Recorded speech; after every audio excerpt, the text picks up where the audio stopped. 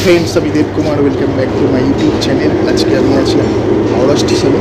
আজকে নতুন একটা প্ল্যাটফর্ম হচ্ছে দেখলাম, সম্ভবত 16 নম্বর প্ল্যাটফর্ম কিনা সেটাও জানি না। নতুন মানে প্ল্যাটফর্মটা তৈরি হচ্ছে বা সামনে রেল লাইন পাতা হয়েছে, তোমাদেরকে আমি দেখাবো। এবং 15 নম্বর প্ল্যাটফর্মটাও একটু এগিয়ে গেছে যতদূর, সেটাও তোমাদেরকে আমি দেখাবো ট্রেন থেকে। এবং 15 নম্বর প্ল্যাটফর্মে আমাদের লোকাল ট্রেনটা থেমেছে, সেখান থেকেও তোমাদেরকে আমি দেখাবো। ঠিক আছে, লাইনটাও কিন্তু এগিয়েও গেছে, তো চলো দেখতে থাকো। এই প্ল্যাটফর্মটি 15 নম্বর প্ল্যাটফর্মের পাশে গড়ে উঠেছে হাওড়া স্টেশনের আর কি। এটা ঠিক বুঝতে পারা যাচ্ছে না, এটা কি 16 নম্বর প্ল্যাটফর্ম হবে নাকি আদৌ অন্য কিছু প্ল্যাটফর্ম হবে, সেটাও ঠিক জানি না।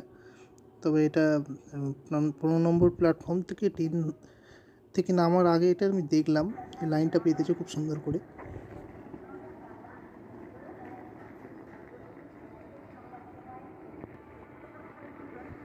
আবার এদিকে 15 নম্বর প্ল্যাটফর্মের লাইনটা অনেকটা এগিয়ে গেছে, মানে আমাদেরকে ট্রেন ধরতে আসতে হতো, মানে অনেকটা মানে মানে পিছিয়ে গিয়ে ট্রেনে উঠতে হতো।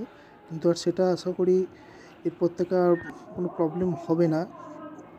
অনেকটা লাইনটা তৈরি করতে অনেকটা এগিয়ে গেছে। এবার যখন 15 নম্বর প্ল্যাটফর্মে ট্রেন দেবে তখন তাড়াতাড়ি ধরতে সুবিধে হবে।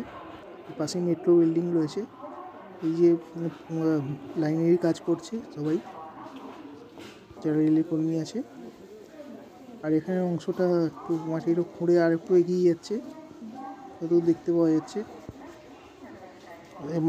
বিশেষ করে এটা এক্সপ্রেসটা যাতে থামানো যায়, সেই জন্যই, কোনো এক্সপ্রেস ঢোকানোর জন্যই এটা করেছে আর কি।